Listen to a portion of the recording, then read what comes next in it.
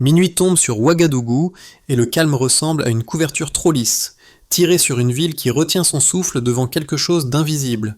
Les briefings s'allongent, des convois militaires se repositionnent, des drones non identifiés frôlent les zones interdites, tandis que des canaux chiffrés bruissent d'ordres sans signature, comme si une main extérieure réglait la cadence. Alors, si une nouvelle tentative se prépare, que signifie-t-elle pour vous, pour vos proches, pour la région, quand Ibrahim Traoré proclame une souveraineté qui bouscule les vieux réflexes?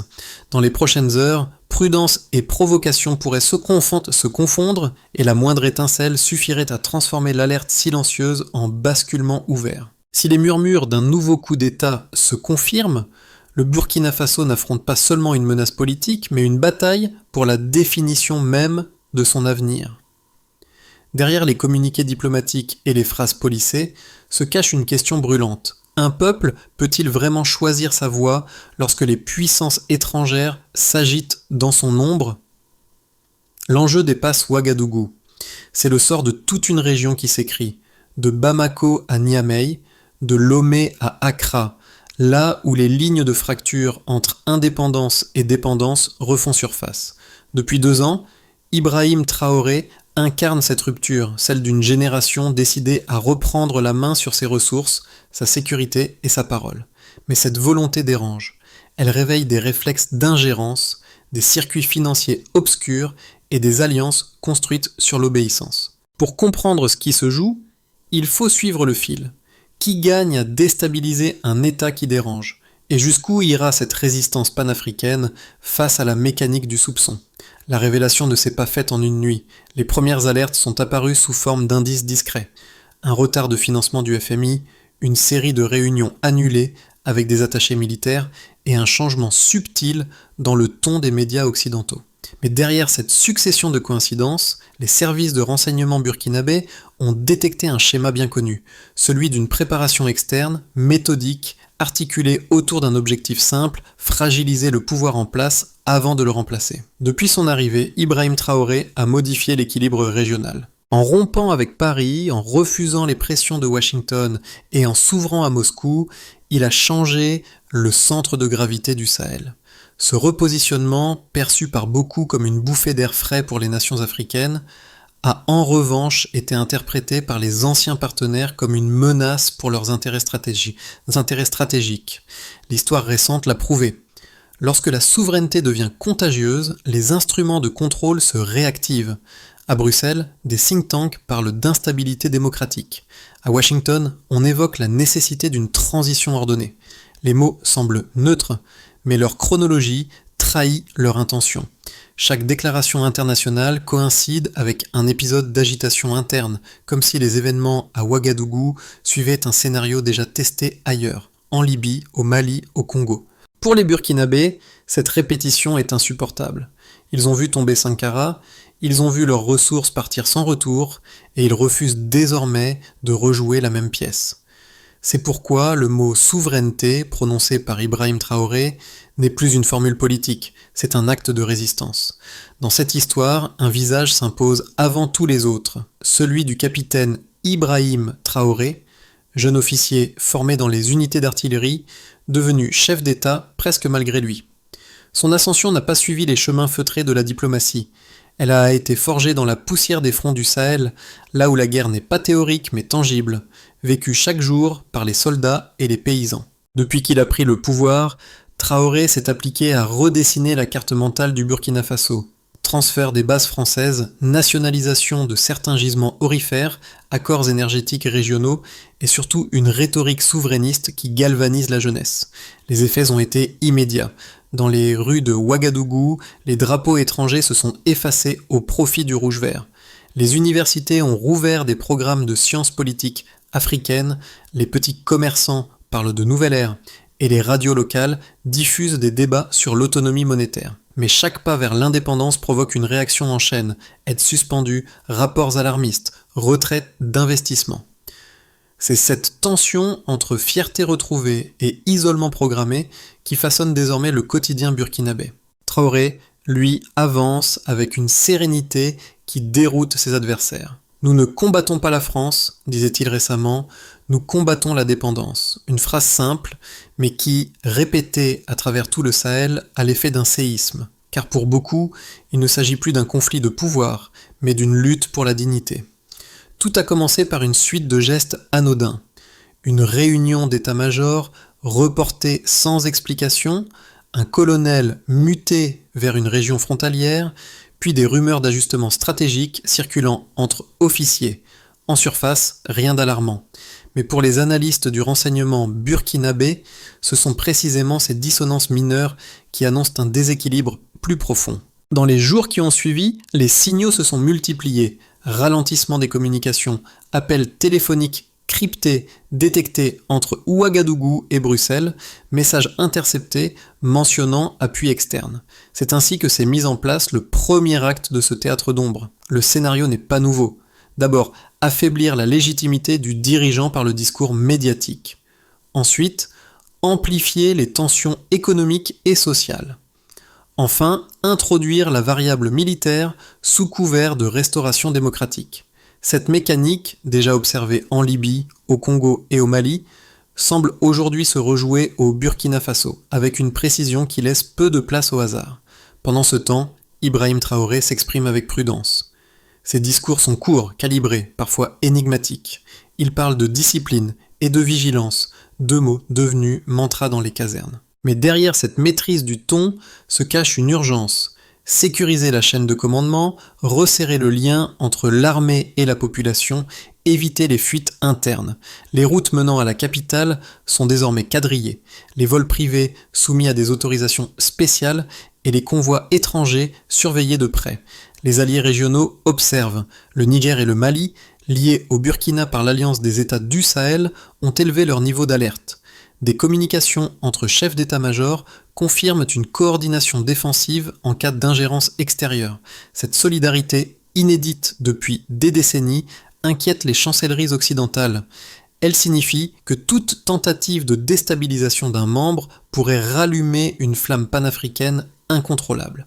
Dans les rues de Ouagadougou, la population vit au rythme de l'attente. Les marchés ferment plus tôt, les journalistes se font discrets, les conversations s'interrompent à la mention du mot coup. Les rumeurs circulent plus vite que les faits, et dans ce brouillard informationnel, chaque silence devient suspect. Pourtant, un sentiment domine, la fatigue d'être toujours la cible, le refus d'être encore le champ d'expérimentation des autres.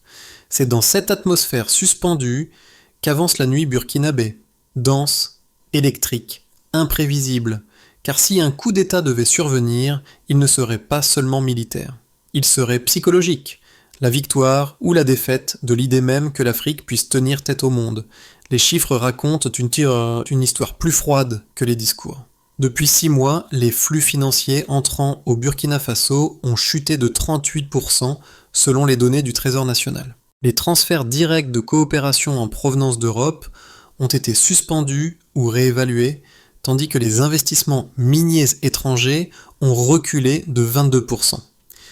Officiellement, il s'agit d'une pause technique, mais dans les faits, c'est une pression économique calculée pour fragiliser la stabilité interne.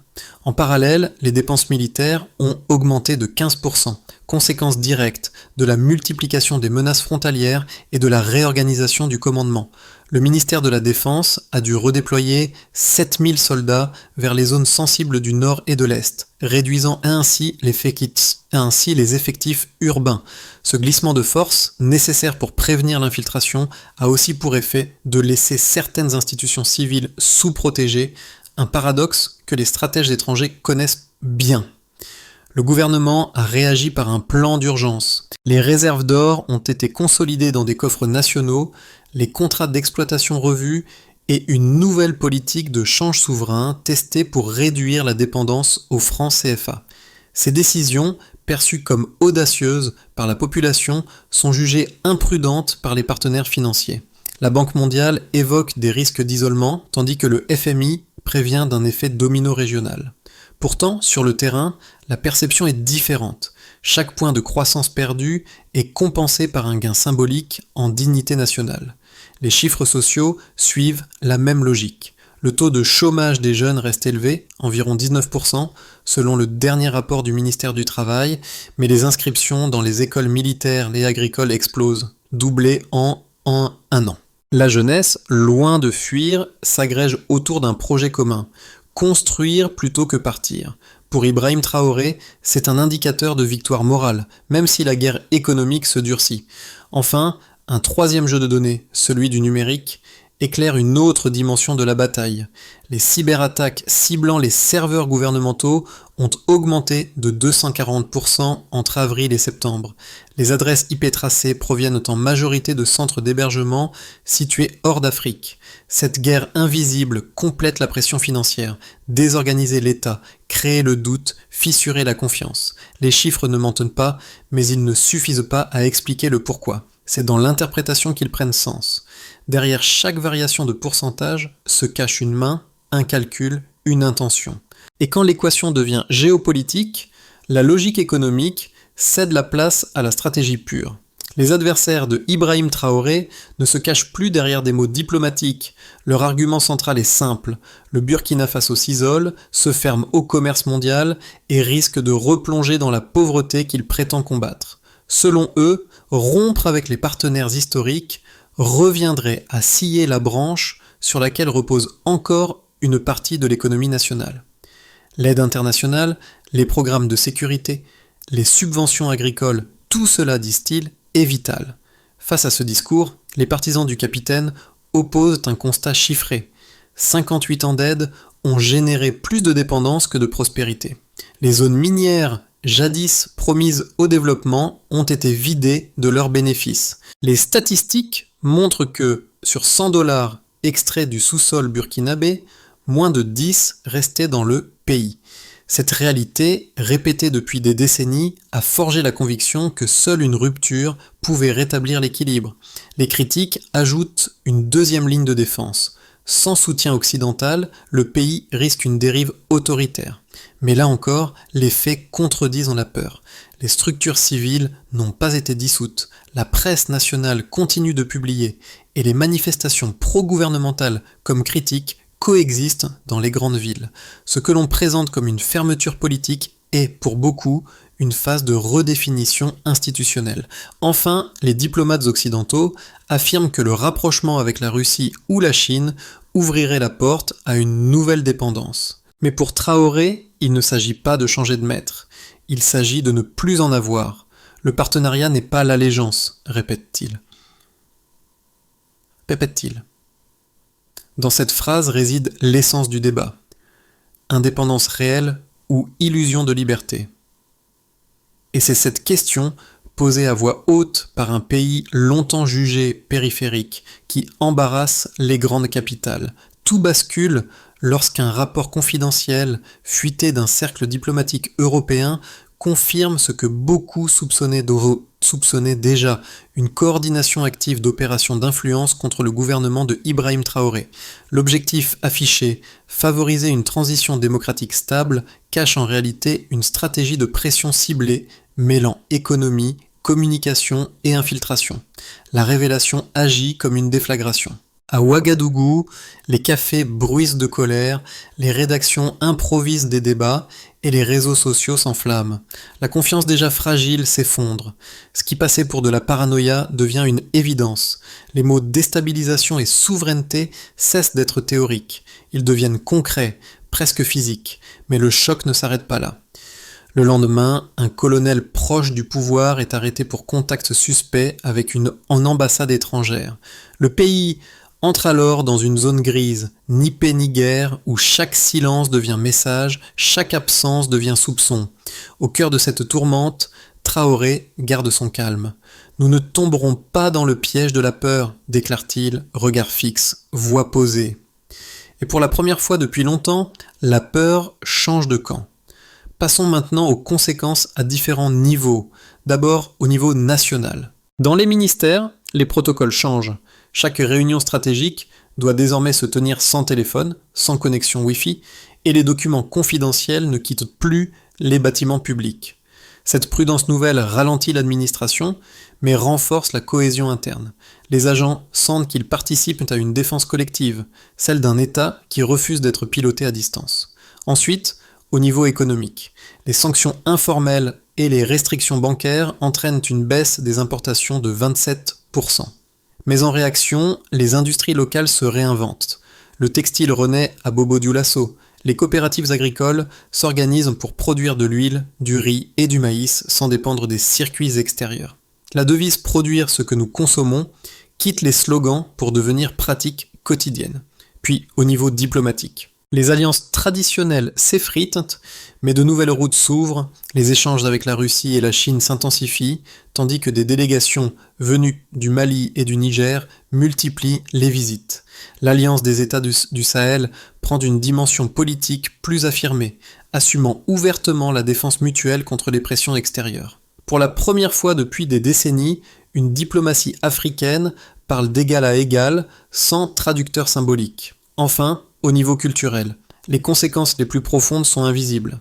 Dans les écoles, on remplace progressivement les manuels hérités de l'ancienne tutelle par des éditions locales. Les jeunes redécouvrent les figures panafricaines, Sankara, Lumumba, Nkrumah. Les musiciens chantent Liberté, les artistes peignent Traoré en uniforme, poing levé vers un ciel rouge. La souveraineté devient une esthétique, presque une religion civile. Pour les observateurs étrangers, ce sursaut culturel est inquiétant. Il échappe au contrôle, il inspire. Et c'est peut-être là la conséquence la plus redoutée, qu'un peuple, en affirmant son identité, montre à d'autres qu'il est possible de dire non. Car quand une idée devient contagieuse, aucune armée, aucune sanction ne peut l'arrêter. Les prochains mois détermineront si le Burkina Faso entre dans une phase de consolidation ou dans un nouveau cycle d'épreuves. Examinons d'abord le scénario de base, celui de la résilience sous pression, avec une probabilité moyenne. Le pays maintient sa stabilité interne, malgré les tensions extérieures. Les restrictions économiques persistent, mais le tissu local s'adapte, soutenu par l'Alliance des États du Sahel et les nouveaux partenaires eurasiatiques. Ibrahim Traoré continue d'incarner le symbole de résistance, multipliant les visites de terrain et les discours d'unité. Les élections locales sont reportées pour des raisons de sécurité, mais l'opinion publique comprend l'enjeu, préserver l'intégrité nationale avant les formalités politiques. Ce scénario prolongerait l'équilibre actuel, fragile, mais fonctionnel. Considérons maintenant le scénario optimiste, celui du repositionnement régional, avec une probabilité faible mais croissante. Les alliances panafricaines se renforcent. Le Mali, le Niger et le Burkina créent une union économique partielle basée sur la complémentarité des ressources. L'appui logistique russe et les investissements chinois permettent une relance des infrastructures, tandis que l'or et le coton redeviennent leviers de croissance. Dans cette configuration, le pays devient un laboratoire d'indépendance africaine. Traoré, sans le dire ouvertement, s'imposerait alors comme figure fédératrice d'un Sahel réconcilié avec lui-même. Enfin, le scénario pessimiste, celui de la contre-offensive externe, avec une probabilité non négligeable. Des opérations clandestines reprennent, jouant sur la fatigue du peuple et la rareté des biens essentiels. Des manifestations spontanées éclatent, relayées par des médias financés à l'étranger. Les réseaux de désinformation inondent la sphère numérique de fausses vidéos accusant Traoré d'autoritarisme.